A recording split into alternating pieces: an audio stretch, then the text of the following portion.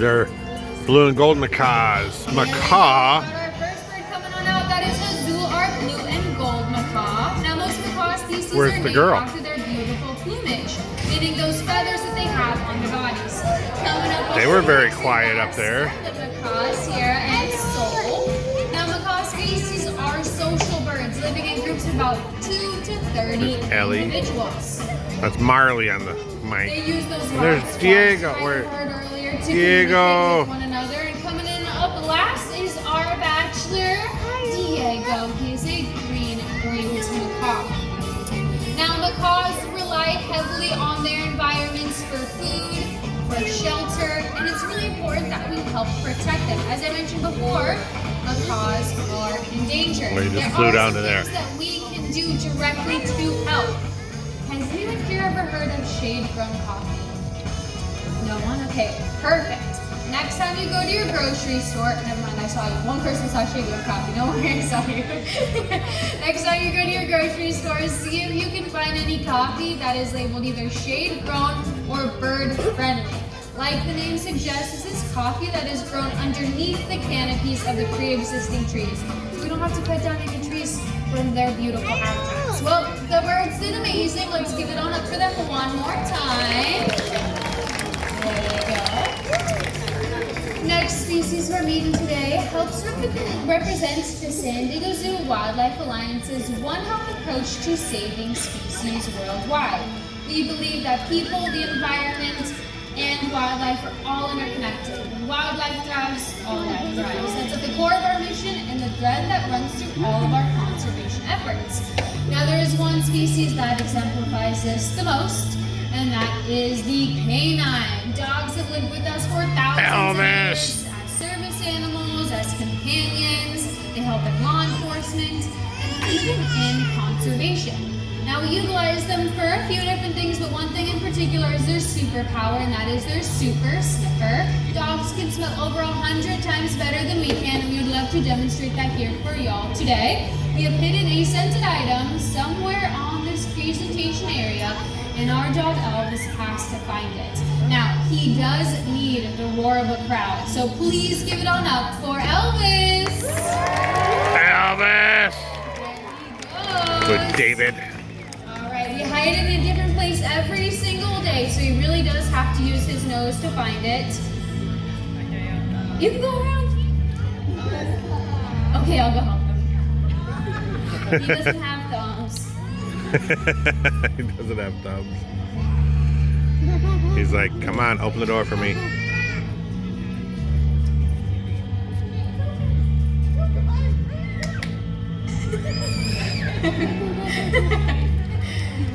He's making a scene.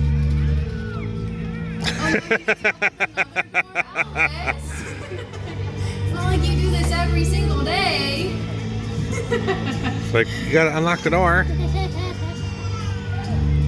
Alright.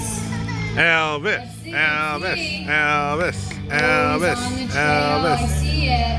Elvis. Great job, Elvis. Now, Elvis, if you can see, just found a stuffed koala. This helps represent one of the amazing conservation efforts that the San Diego Zoo has participated in. Out in Australia in 2019-2020, there were some pretty devastating wildfires. Now, we were able to send some scat sniffing dogs, that's right, scat sniffing, they smell for poop, specifically koala poop, to help find isolated and injured koalas so that we can provide aid. Now, we don't do this in just the Australian Conservation Hub, all around our worlds. One in the super cute. One in the Ocean Conservation Hub, we actually have a scat sniffing dog named Eva who sits at the front of the boat, wears sunglasses, and smells for orca scats. Now, Elvis is not a professional scat sniffer. He does sometimes in his free time, but he has a good job here at the zoo. When he was a puppy, he was being trained to be a guide dog. Now, this is an extremely challenging program that Elvis did not pass. He is a little bit, or a lot of it, too food motivated. He loves food a little bit too much. If you were trying to guide someone across the street, he would be stopping for popcorn along the way. Not unsafe for people. So he got career reassigned. Now he's a companion animal for our South African cheetah named Langa. Now they're together pretty much 24/7 except for when the Langa gets fed because, as I mentioned, Elvis loves food. So he would eat all of our cheetah's food. We got a really big dog and a really, really skinny cheetah. Well, Elvis did amazing. Let's give it on up for him one more time. Bye-bye. Now, there is plenty of wildlife left to see. I'm going to pass you on over to my co-care specialist, Jessica. Thank you, Marley. All right, everybody. Jessica. Are you ready to meet some more wildlife? Yeah, wherever you went. Loving the enthusiasm. All right, well, we're going to actually be sticking around in our One Health approach to saving wildlife worldwide, but we're going to be hitting it from a different angle. This next wildlife ambassador definitely fits that bill because she's extremely important for rodent control. So Einstein. everybody please welcome Einstein, our Eurasian eagle owl. I love hearing the oohs and ahs as she comes out here and never gets old. So I'm going to break down her name just a little bit. So Eurasian, she is found in the forested regions of Europe and Asia. And you can tell that she lives more in the forested areas by the color of her feathers. Just lost a They kind feather. of look like the bark on a tree, so she can easily camouflage. And then eagle. Of course, she's not an eagle, but eagles are pretty massive, and Eurasian eagle owls are actually one of the largest species of owls within the owl family. There's about 1 or 2 species of owls that are slightly bigger than her, so very, very impressive, so why not put that in their name? Of course, she is an owl. Now, as I said earlier, they're extremely important for rodent control. Their primary food source is any type of rodent. But being a Eurasian eagle owl, they being a large species of owls, they can actually pick up something that's not a rodent. It is the smallest species of deer. It's called a roe deer, and they are basically twice the weight as Einstein. Now, does anybody have any guesses to what Einstein weighs? You can shout it out. Don't be shy. 500 pounds? I love that guess. Ellie is very strong. Any other? 35? 40. Did I hear it? I think I heard it. Did somebody say 5 pounds? Yeah. She weighs in at a whopping 5 pounds, everybody. I know, very deceiving. But she can pick up a roe deer that's twice her size and fly off with it, which is pretty incredible. I know that she's very deceiving though, and that's because she's completely covered in feathers. Those feathers are going to keep her nice and warm. They're about like an inch and a half worth of feathers covered on her body. But birds actually have a very specialized type of bone. Their bones are called pneumatic bones, or they kind of look like honeycomb inside. And so this allows them to be a lot lighter in weight, especially when majority of birds are defying gravity by flying. It's a lot easier when they don't weigh as much. Now, since their primary source are rodents, they are all built for that. But a lot of rodents are more active at night. And so their predators are a lot more active at night. So she's all built for that. They have excellent nighttime vision as well as far-sighted vision, so they can easily see their prey from very far away when they're on top of the trees. They also have very, very good hearing. Those little feather tufts on the top of her head are actually just for show. Those aren't where her ears are. They have 2 little little holes on their head. One's kind of further up and one's kind of further down. And this allows them to triangulate where their prey is.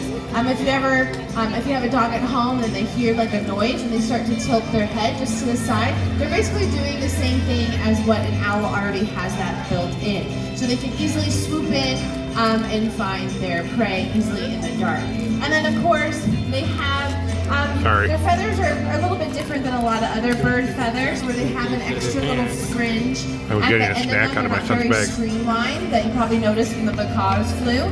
And this allows the air to pass right on through. So their prey don't even hear them coming, essentially giving them silent flight, which is actually extremely helpful for them. That's not gonna harm their hearing when they're listening in and swooping down, so they can easily sneak up on their prey. All of these adaptations make them one of the best hunters at night. Well, she was fantastic out here. Everybody, please give it up for Einstein, our Eurasian eagle owl. She's always so impressive. I love it. All right, well, we're going to be heading on back to our Amazonia Conservation Hub with our next wildlife ambassador because there are many animals that need the trees to survive, especially in the rainforests of Central and South America. And this next guest definitely fits that bill. Keep your eyes out for him. He sometimes moves very slow coming out here. The family next to me were really excited to see a sloth. Our Linnaeus two-toed sloth. And he found a sun patch, so he might just sit there for a little bit, or he might start cruising. You never know. We'll see. Sometimes he likes to take a nap. He will literally fall asleep with food in his mouth, and that's okay. Or he does this nice little jungle gym for him, as I like to call it, super duper fast, and then he's gone in like 3 minutes. So there you go, he's picking up speed. So Tornero, he is 7 years old. He was actually born right here at the San Diego Zoo. His mom, Zena, is a wildlife ambassador as well. She lives in our sister area, the Wildlife Explorers Base Camp. And so since she was a wildlife ambassador, we had the amazing opportunity of starting to build a relationship with Tornero at a very, very young age. At about a month old, we got to start building our relationship with him, and I like to see that we were kind of like free babysitters for Zena. Anytime that she needed a break, that's when we could step in and build our relationship with him. And then by the time Zena said it was time for him to leave the nest, he was very comfortable being on his own and coming down here to Waggaforth Bowl, where his new territory is, and he's been here ever since. Just ignore the cuteness that's in the middle. I will get to her in just a second. Let me talk about Tornero a little bit more. So sloths, they are known for being slow, and the reason why they are slow is due to what they eat. Their primary diet is basically any type of leafy material, buds. So there's not a lot of nutrition in those items. So there's not a lot of energy going in, so they can't really put a lot of energy going out. And that means everything slows down, even their digestive system, even how often they go to the restroom. Sloths usually only go to the bathroom Justine about 7 Bieber. to 10 times, or once every 7 to 10 days. So not very frequent. Tornero, if you want to know too much information about his bowel movements, he's a little bit more frequent, maybe twice a week, because he does get a supplement of vegetables here at the zoo. He loves yam, jicama, broccoli, zucchini, eggplant. He also gets like spinach and kale. And then of course he gets a variety of trees that are actually in his habitat that is part of his primary diet as well. And then on the days that he's cruising, maybe he did take a load off, so that's why he can be so fast. I don't know.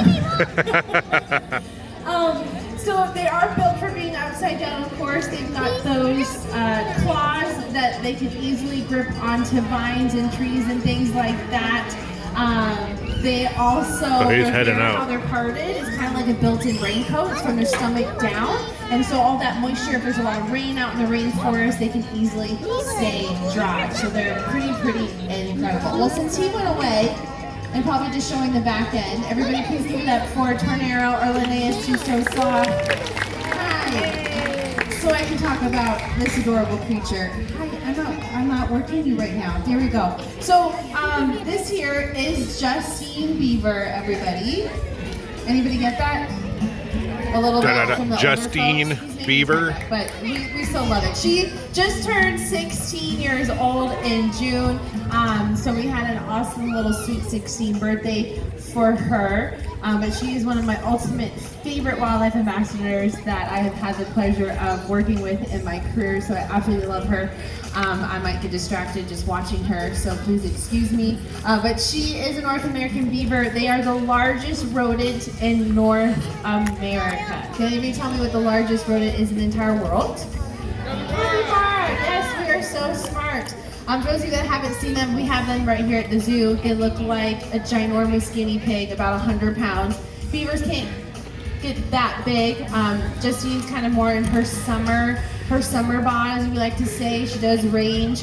In the winter time, she puts on a couple more pounds in preparation for those really cold San Diego weathers that we have. It's a very instinctual process that they do. But being a rodent, they do have very similar characteristics where they have ever-growing incisor teeth. And you may notice that her teeth kind of have a little orangish yellow tint to them, and that's because they have iron in their enamel, which is going to keep them nice and strong. Because what do beavers eat? Wood, yes, they actually eat the living tissue or like the bark or the cambium layer that's on trees, and so they primarily eat that, and that can be pretty hard surface, and so they have to have very strong teeth and kind of basically a built-in chisel that sticks around for them for life. So they're constantly wearing down their teeth so that they can chew on that wood. Now, having that ability to chew down trees is extremely important for beavers because they are considered a keystone species, and a keystone species is basically an animal that keeps the whole ecosystem in balance. And how they do that is by building She's like, I know where the treats dams. So dams are very important because these dams basically produce a whole nother habitat or multiple habitats for other animals to thrive in. And like, without no thanks. those dams, those beavers building those dams, a lot of ecosystems will actually collapse. And we've actually seen that right here in North America in our Yellowstone National Park when we didn't have any wolves in that area anymore, and there were no beavers that could sustain their life there without the vegetation. And so luckily with the reintroduction of wolves, the beavers came back, and now that whole ecosystem is thriving. So it's very, very important to have these amazing creatures around. So they are kind of like a semi-aquatic species. They live about 50% of their life. I know I distracted you because I started moving. Beavers don't have the best of eyesight. And so when we were working with her and training her, we stick pretty closely with her, but she's also trained to follow our feet. So sometimes she gets a little distracted of what feet are whose and things like that. So that's why I should just stay still, but it's really hard because I like to move. So they're a semi-aquatic species. They spend about a good chunk of their time in the water because that's like their safety zone. So they're all built for that. They have really thick fur to keep them nice and warm. They have essentially built-in goggles with a third eyelid. They have back-webbed feet. They have that iconic tail for steering, but that's also used as a communication device too, to let other beavers know that, hey, something scary is out there, and so they can slap their tail on the water. And so that alerts other beavers and other animals to get to safety. So they're a pretty incredible species. Well, I think she did fantastic out here. She might stick around. Everybody please give it up for Justine, our North American beaver. Look at that cute little waddle. All right, well, San Diego Zoo Wildlife Alliance is creating a world where all life thrives, and never has that been more important. As first responders in the field, we're applying a century's worth of first-hand knowledge to wildlife care and hoping to solve a lot of global challenges. We collaborate, innovate, and inspire to help people and wildlife thrive together for a healthy planet. Conservation is the heart of everything that we do, but we can't do it alone. We need dedicated allies like all of you lovely people. If you want to do more, even though you've already done a bunch just by coming here today, you can join the San Diego Zoo Wildlife Alliance by becoming a member or volunteering your time or knowledge, or just helping us fund some of our bigger projects that are happening worldwide. Your support definitely makes a world of difference, because when wildlife thrives, all life thrives. Thank you so much for joining us here today. I hope you enjoyed meeting our wildlife San Diego Zoo. and enjoy the rest of your day here at the world famous San Diego Zoo. Bye everybody. Bye guys.